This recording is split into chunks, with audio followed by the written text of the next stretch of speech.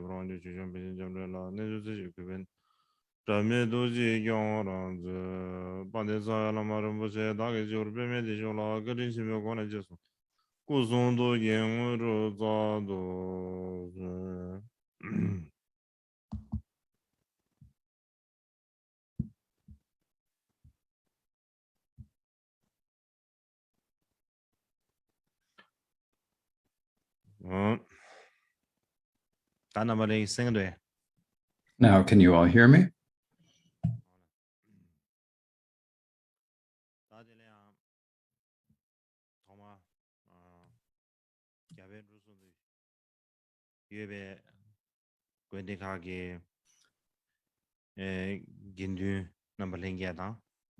First of all, I'd like to welcome all the Sangha members from the monasteries, nunneries in India, Nepal, and Bhutan,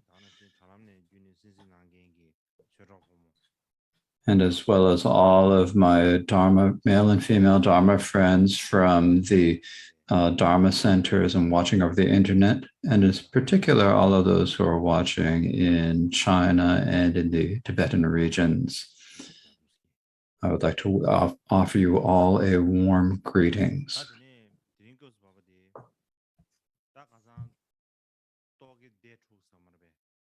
Now, yesterday we spoke about the six Orthodox Hindu schools. I gave a brief introduction to them. So today, what I would like to introduce are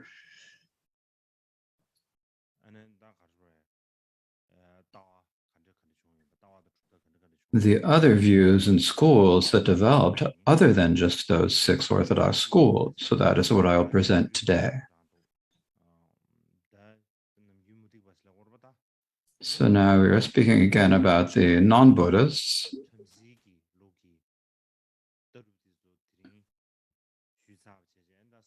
And so today we will finish speaking about the various different Brahmanical traditions. And so tomorrow I will begin speaking about the Buddhist tradition.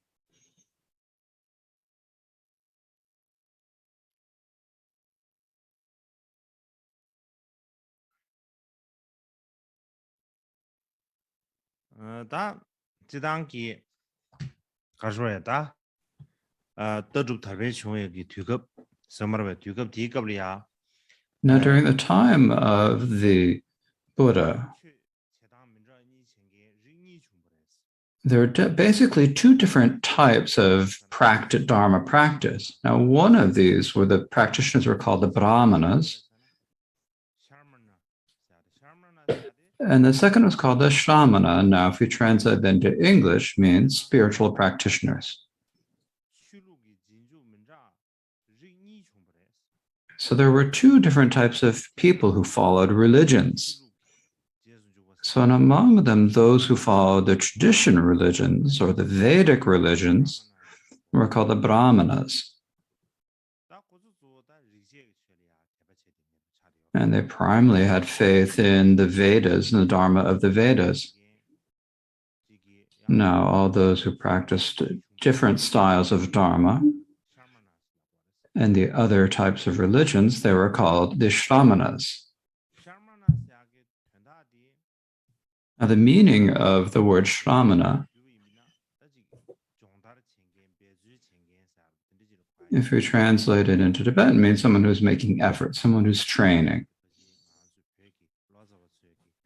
So the Tibetan translators and translated into Tibetan, translated as training and virtue.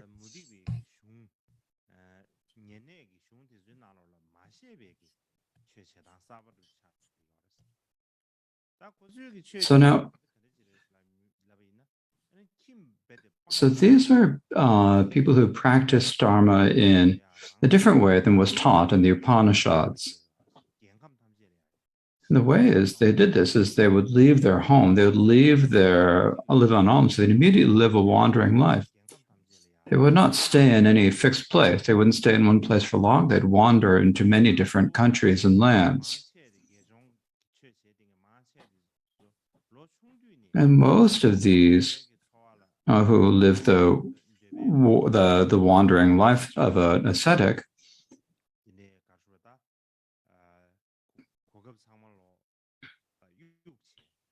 would, from a young age, they would give up all the opportunities that come with living home and the pleasures of a home.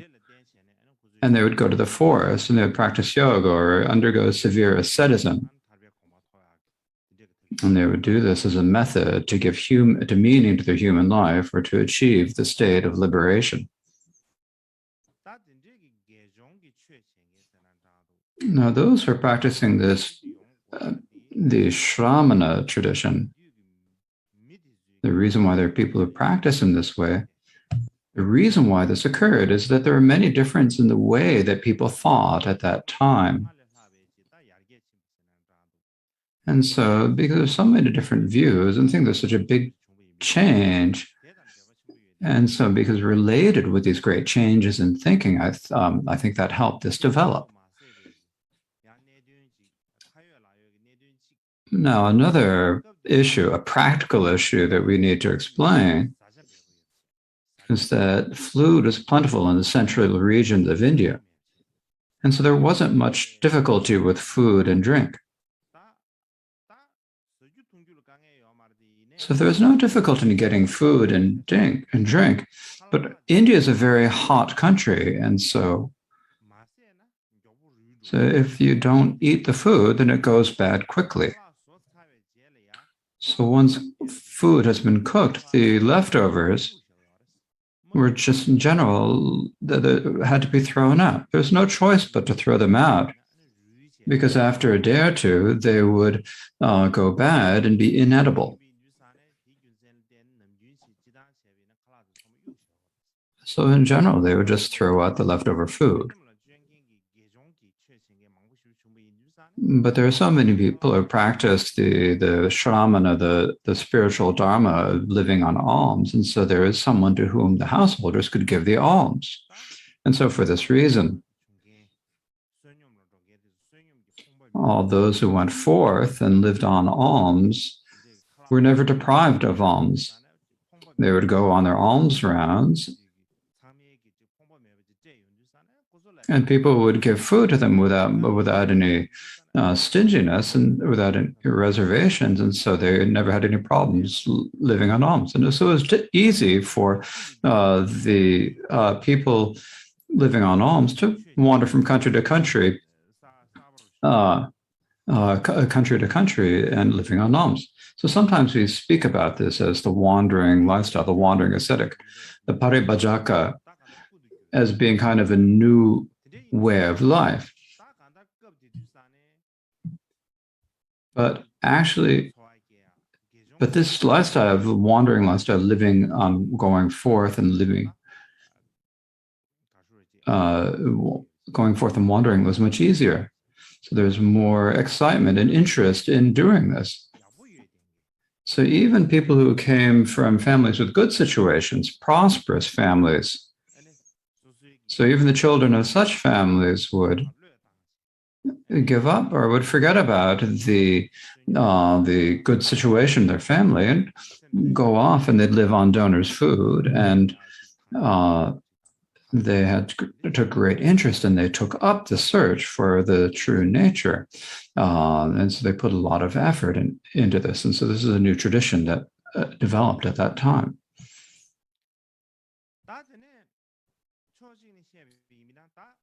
Now, if we look at it from one perspective, during the age of philosophy, there are many different philosophies that did develop, as we don't need to mention. But among the ones that developed at that time,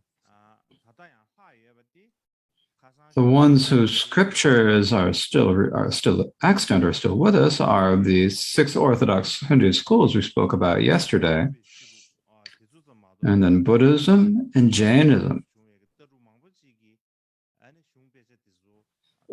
But other than them, there are not many texts remaining for the other religious traditions of that time. And all those people who, the researchers into Indian Indology, research Indian history and Indian thought, have great regard for the texts of the 6 Orthodox schools. And because they can learn a lot about the situation and the events in India at that time from these. And so researchers have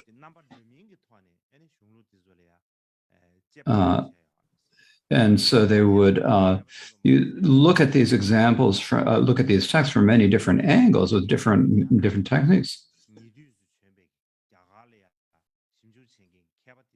And so there is also this name of the 6 Orthodox schools is a name that is given recently by these scholars to these schools. They have looked at all the different schools that developed in India, and they've sort of brought out the ones that are more prominent and given them this name of the 6 Orthodox schools. And so they had this wish to name these schools, and they gave them that name, the 6 Orthodox schools, the 6 darshanas. Well, one thing we need to understand is that at that time, to the age of philosophy, if we were to say, were there only the six Hindu schools and none others? It's not that. There were many schools. The old Buddhist scriptures uh, say that there are 95 different views, and there are people who upheld these 95 different views. Or we also have talked about the 62 wrong views. There are the people who upheld the 62 wrong views. When we speak about that, if we're looking for a reliable source to describe the 95 views, when researchers examine, investigate, they to get as many of the texts from that time they can and look for as many sources as they can, use them because they're a valuable source.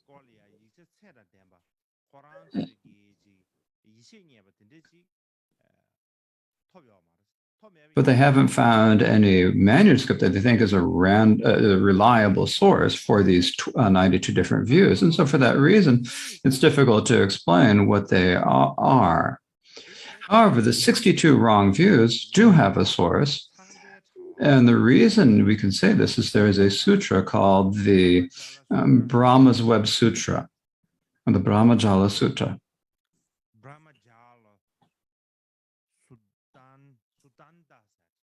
It's called the Brahmajala Suttanta. It's this text called the Sutra. It's the Brahma's Web Sutra, the Brahmajala Suttanta. It's a Buddhist text.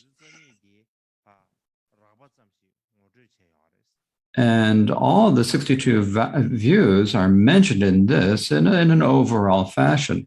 So we can take this sutra, the Brahma's Web Sutra, as a source and give a basic description of the 62 views. Now, this Brahma's Web Sutra is. And so we have the three Pitakas, and so these are the three texts. Now, there's a section of them. It is called the Long Discourses. Now, it's not in the Tibetan, but it's a very important text. But the researchers who are investigating original Buddhism, we use this as a great source for the teachings of original Buddhism, but it is not available in Tibetan. It is in Chinese, and is also in the Pali Cave, the southern Buddhist traditions. In any case, there is this Brahma's Web Sutra is one section of the long discourses. And so this is a sutra that is also in both the southern and the northern traditions. So, and there's no other source that is a better source on the 62 different views. And so for that reason, if we're researching the 62 different views, we then this Brahma's Web Sutra is a very valuable and important resource. Now, I've looked at it. I've done a little bit of research. In Tibetan, we do, I believe, have a sutra called the Brahma's Web Sutra. In the Tibetan Khandaran, within the section on sutras, there's a sutra called the Brahma's Web Sutra. Now, there's so many different sutras in our sutra section. There are sutras from the Foundation Vehicle and the Mahayana Sutra, and they're basically all thrown together. They're all just put in there without any making decisions. They weren't divided into sections. They were all put in there. So within the sutras, there are many Foundation Vehicle views. There are many Shravaka Vehicle Foundation Vehicle Sutras, as well as Mahayana Sutras, and there are sutras from the Pali language. And so there is a sutra called the Brahma's Web Sutra in there. And it does include the 62 vows. And so probably the Brahma's Web Sutra and the Long Discourses is probably available in Tibetan, but we just haven't taken any interest in it. And if we look at that, No, I didn't have the time to really compare it in detail, but if I looked at it and thought it is basically the same. So when we look at this, we can see that in the southern tradition, the northern tradition, and the Tibetan traditions, there is this Brahma's Web Sutra. So it is a very reliable source. So now I'd like to give a basic introduction to the 62 different views taught in the Brahma's Web Sutra. And these 62 views are divided into two sections. These two are first the 18 views considering the beginning of the universe and 44 views about the end. And if you add these two, you have a total of 62 views. So first, I'd like to give an introduction to the 18 views about the beginning.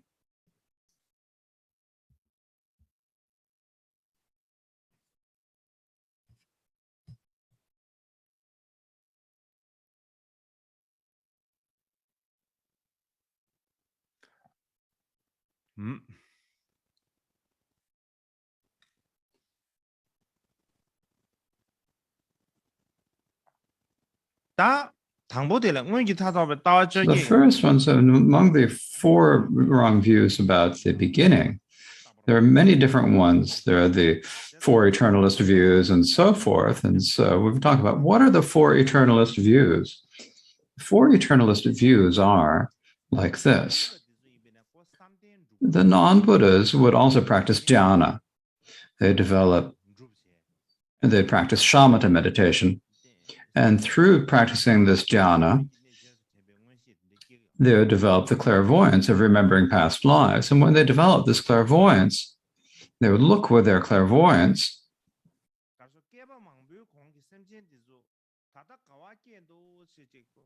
and look to see where were the sentient beings from many eons ago now. And when they look at these,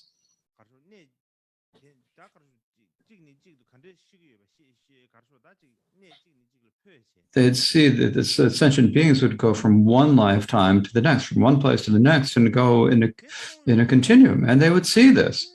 When they saw this, they thought, well, sentient beings would go from one life to the next. They never cease from unto the end. And so there's the continuum or the continuum of the sentient being, the continuum of the self is permanent. That it is never interrupted.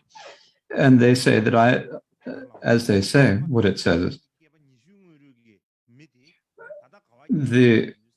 when I look to see where that person who from 20 kalpas, eons ago was born, where is he now? When they know it, when they look at and they see and they know and they see that the continuum of the person is eternal and permanent. And so for that reason, the self is permanent. Sentient beings are permanent, they say. And so they had the feeling that this was so. So this is one view.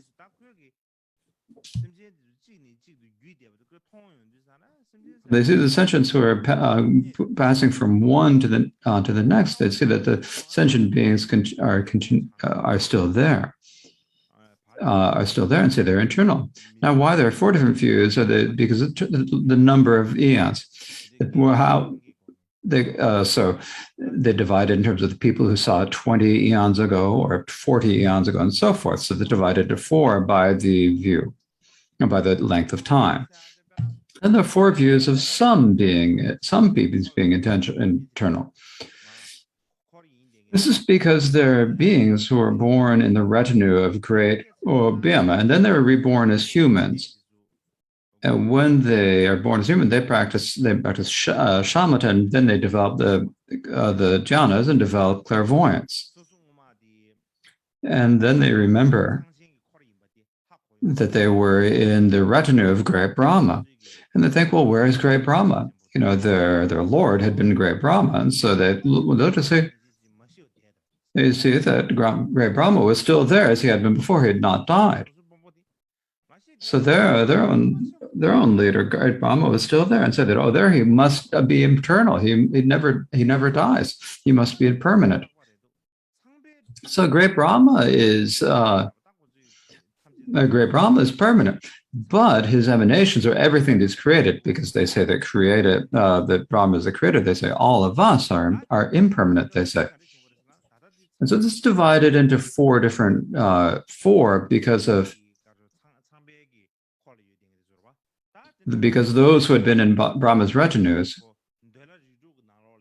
if they're born among the if they're born in the six realm types of gods of the desire realm gods, they could look with the samadhi and see where are born and see where they've continued.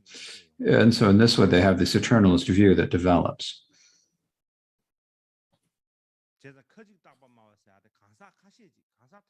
And so this isn't say the view of some beings, but this thing that some beings are eternal and unchanging and that they're still there. And so that's the thought. Now, the third type of view is whether the infinite or not infinite. So now that there are four different views of the infinite or not infinite. And what this means, infinite or not infinite,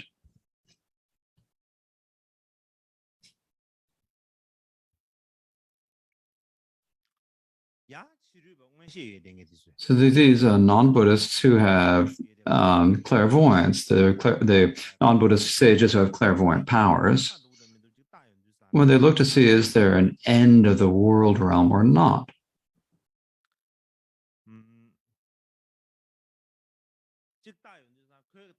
So when they look at, when they see the ages of the destruction of the universe, when they see the way the universe is destroyed, and they see it as if the same way we think with our eyes, they see this age of destruction, they say that it's finite, there is an end.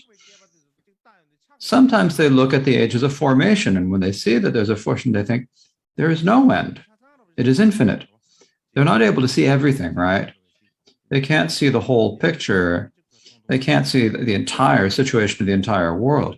But when they see part of it, then sometimes that it seems like the world has an end.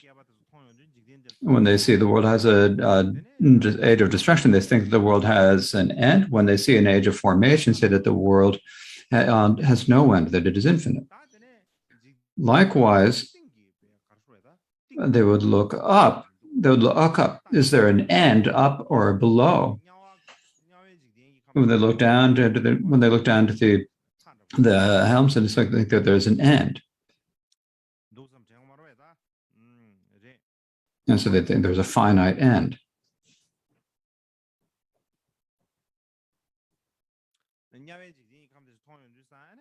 So when they see the hells, they think that there's a finite end. And so they look above and below and so forth. When they're looking up and above, they think that there's an end. But when they're looking straight ahead, when they're looking straight ahead without going up and down, then they think that there's no end, that it's infinite. And so their views about so these different their ideas of the world being both finite or infinite. And then there are the four who will not give up the gods. Now these are people who have a very deceptive way of thinking. Because if they'd ask, is there a result of virtue or not, or whether the word is whether virtue will bring a result or misdeeds will bring a result, does the word have an end or not? What is good or virtue? As perhaps it is on from one perspective, they don't have experience, and another aspect is they have pride. And they look at it and they don't give an answer to that. Instead of giving an answer, they say, I'm not giving up on the dogs. I'm not going to deny the gods. And say words like this. And so they would be deceptive and not answer directly. And so this, so the four views. Now, then there are this denial of cause. This is the fifth, the denial of cause.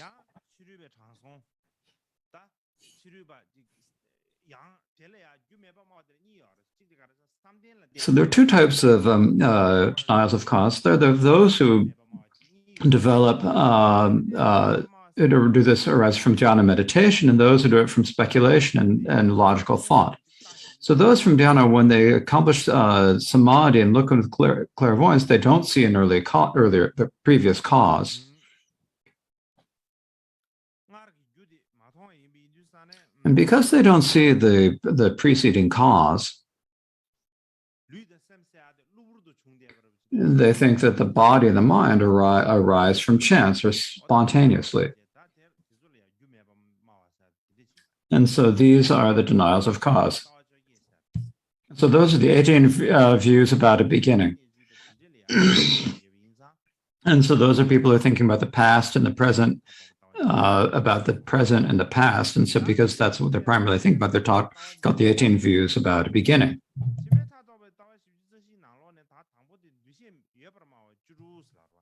Then there are the 48 wrong views about an end. And the first of these are, say, they have ideas about the future.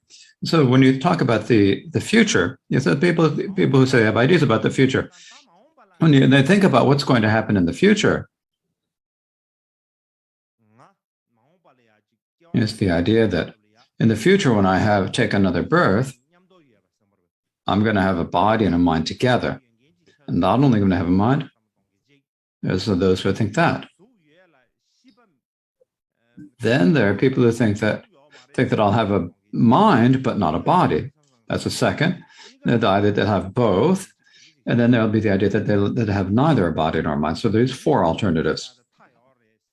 And then there's the idea that the self has an end or it does not have end, that has both an end, it does not have an end, or that neither has an that is neither. And so then there are 4. And then there's the idea that in the future that the self, that I will have pleasure or will experience suffering, or that I'll experience both pleasure and suffering, or the idea that I experience neither pleasure nor suffering. So those are 4. And then there are the ideas that the both is self, or that it's separate, or that it's small, or that it's immeasurable. And so these are different ideas. If you add those all up, those are the 16 of those who say that have eyes. People who say that they're going to have ideas, that they have the idea that their conception is, or their consciousness is going to continue. And so these different ways of asserting this. And those who say that they're going to arise without any conception. So the idea is the same. So it's the idea that I will have a body but not a mind. So this is another thought that arises. And then the rest is the same, whether there's an end to the self or not. So they say that there's no conception at that time.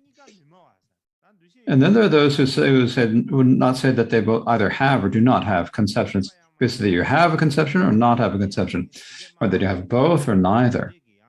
And so that is another. And there are also those who explain it that way. And so then there are 8 for those. Then there are 7 views of annihilation. This means whether the humans are the gods of desire, the gods in the form, and the gods in the 4 levels of formless, that once they die, they're going to be done, and then that's done. They're annihilated, and there's no future lives. And so when you die, then this continuum ceases. So there's 7 types of explanations of that. And then the 10th is those who say they're liberated in this lifetime.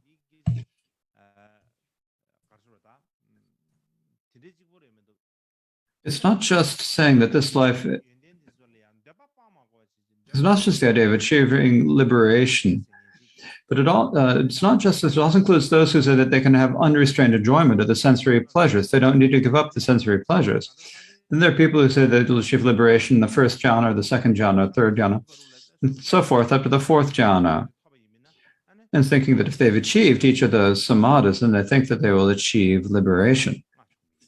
And so in this way, there are these 5 different traditions.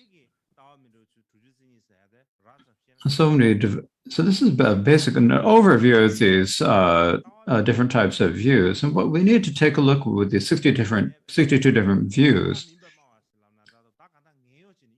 Among those, there are people, there are the people, the digestive view, who are unable to give an answer, who won't give an answer, who said, I'm not going to give up them. So there are these people who are giving the deceptive answers.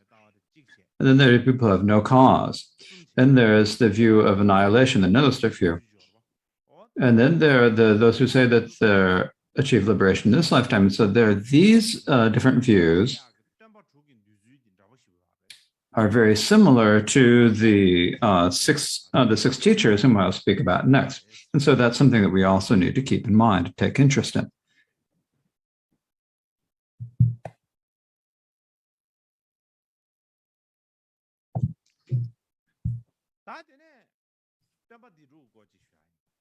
Now I'd like to speak. Now I would like to speak about the six teachers. Now, during the time of the Buddha, there were the six non-Buddhist teachers.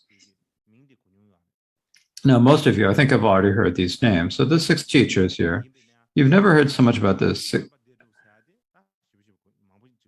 You may not have heard of all the six Orthodox schools, but you've heard a lot about the six teachers. When we recite the praises of the Buddha and so forth, there's a lot in those about these six non-Buddhist teachers, right? So in these the six teachers,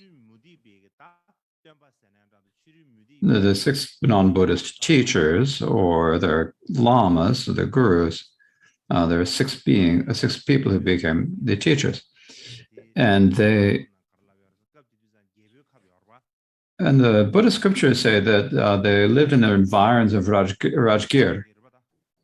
It's Rajgir, right?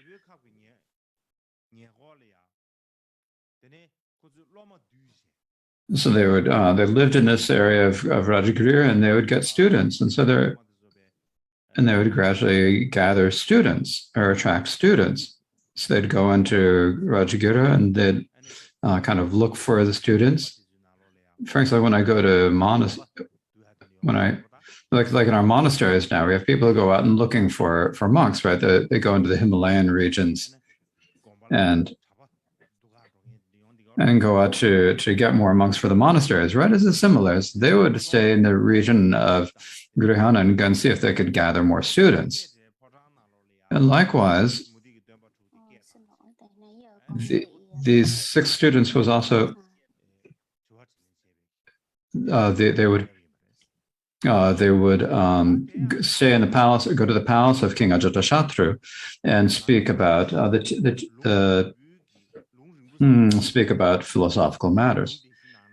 Now, also in the northern tradition, there's the long discourses, which is a section of the sutras. In this, there is a sutra called the results of the spiritual way, and this describes the details that are given. So, excuse me, I'm having some audio problems. So these sutras speak about the results that are come from practicing the spiritual way. What are the results of practice? And the king would ask this question, and then the six teachers would give their answers, and so they're described in the sutra. Now they're given in great they're described for the other six teachers, but they're not described for the Jain Nigranta Gyatiputra.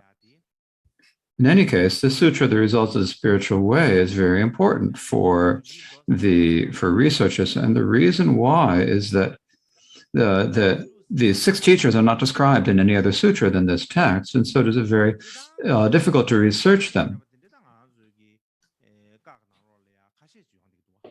Now, there are several mentions of them in our scriptures. For example, when we're speaking about them in the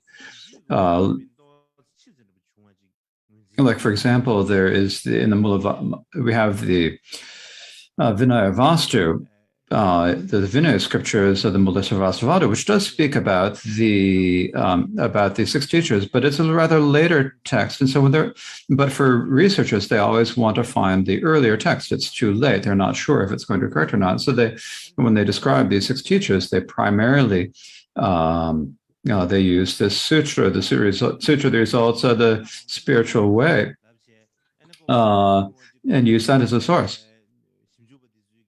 Now, if we say that we have a lot of, because if we say, well, we have a lot of texts about it, and give them to the researchers, then they say they wouldn't look at it. They'd say, well, they'd look at when was the text written? When was it written down?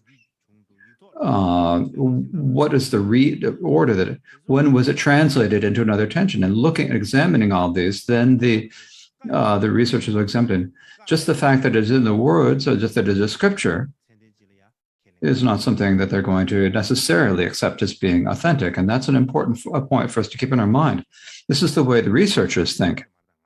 It's not our way of thinking. For our from our perspective, if it's a scripture, we have from the Buddha's words, we have trust in it. But the researchers do not. They look for sources and backup, and then only if they find so that they say, "Oh yes, this is." They feel comfortable saying that this is the words of the Buddha. In any case, there's this sutra. The results of the spiritual way is a very valuable source for the people who are researching Indian thought, and in particular these 6 non-Buddhist teachers. And in particular, now this sutra, the results of the spiritual way is also a very important sutra in our Buddhist tradition, because we have the northern one that's preserved in Chinese and the southern one preserved in Pali. And when you combine them, they're basically the same. So when we look at it, it says, what are like the first of these was a Purushan and Kushapa. And they say, well, what is his views? Well, he said that taking life and taking that which is not given, sexual misconduct and lying are misdeeds. And so that they're not. So if you do them, you will not experience. Here my presentation was wrong.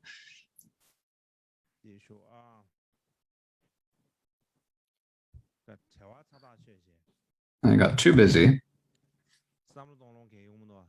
and didn't have time to think.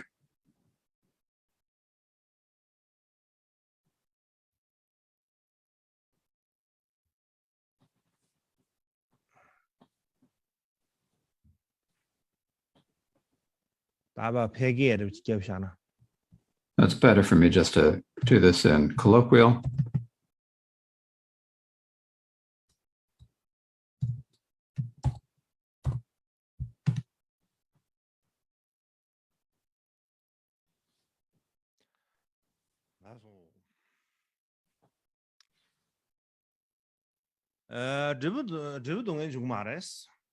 So if you commit these, then you will not experience suffering. If you take life, take what's not given, to engage in sexual misconduct or lie, you will not have a result of suffering.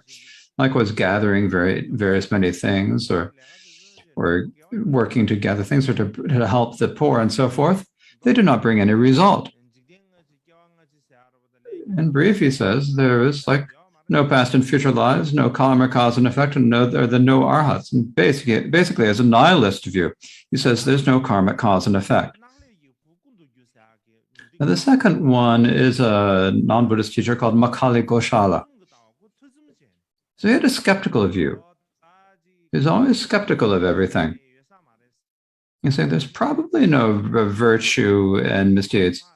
There are probably no parents, no gods, no past and future, no sentient beings. It's all confusion. It's all just like illusion. There's nothing in actuality. And so I said this, and he had this kind of skeptical view. He's saying in actuality, there's nothing. There's no God. There's no parents, no sentient beings. Everything's all confusion of the mind. All of these appearances happen because of confusion in the mind, but in actuality, there's nothing. And so in basis, this is really a skeptical view. Then there's another one named Ajita Keshakambala. Okay, there's also a mistake here.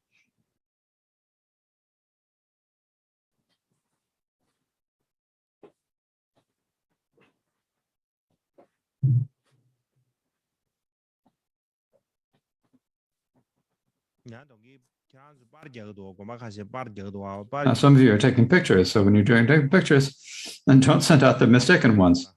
If you send out the mistaken ones, it's not good.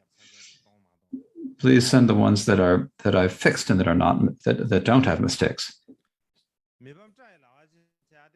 So Ajita Keshakambala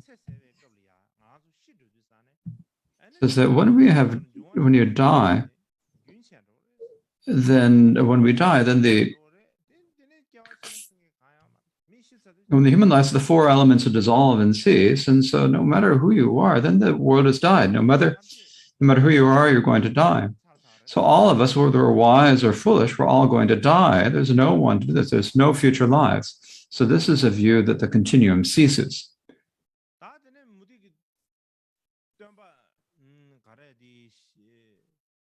Now, the fourth, the position of the fourth of the teachers. Now, the fourth is named. It's Pakuda Kachayana, and this is also mistaken.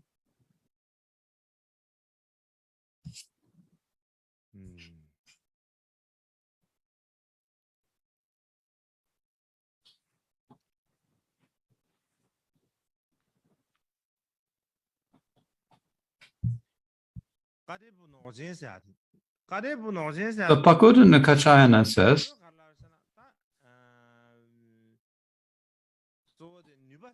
is primarily that there aren't any powers, and if practicing the path is pointless, he says.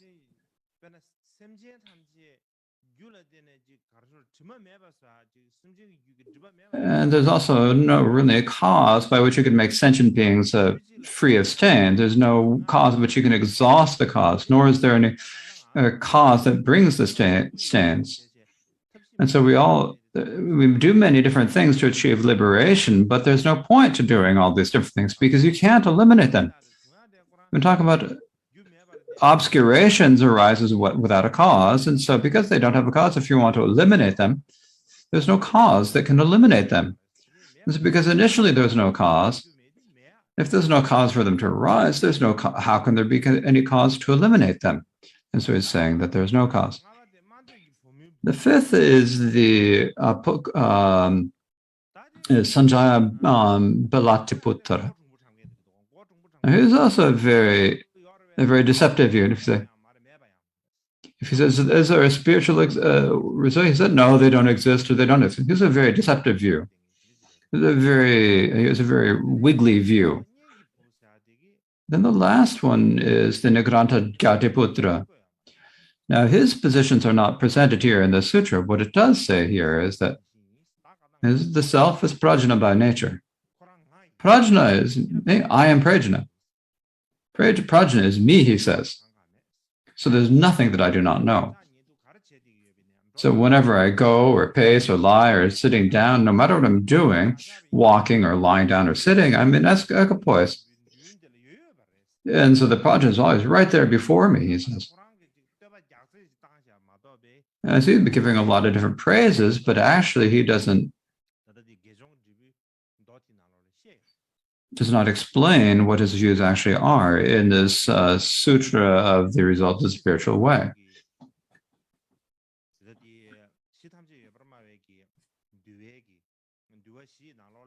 Now, if we compare this with the text that is in the text that is in our Mula Sarvastivada scriptures, does describe his positions, but because it's late, and the researchers recognize that it's a later text, and so at that time they say that is not explained here in the sutra of the spiritual way, and so this is a disappointment for the researchers.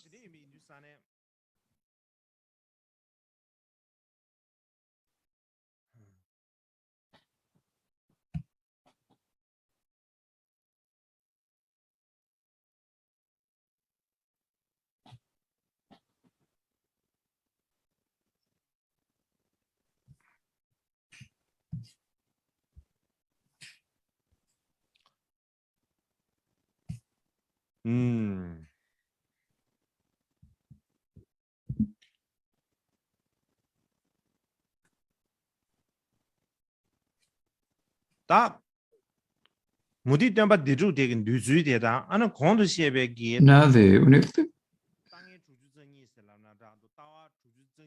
when you take a look at it, when we compare the teachings of the 62 views spoken about above and the 6 teachers, and then when you add to them the Charvaka and the Jain religion that we'll be describing below, we compare all of these, and then we can gain a new understanding. And what that understanding is that the Charvaka school, in actuality,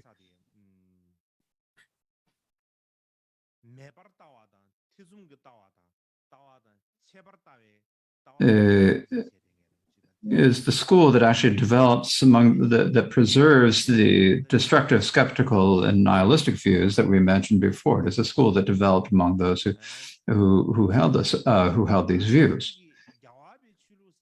Likewise, the Jain religion. Now, these are primarily they primarily follow the teachings of the Nigranta Gyati Putra, and they basically are repeating his teachings. Now, his teachings are not taught in this sutra, but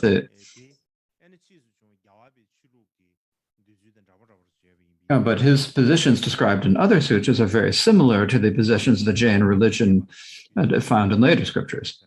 And so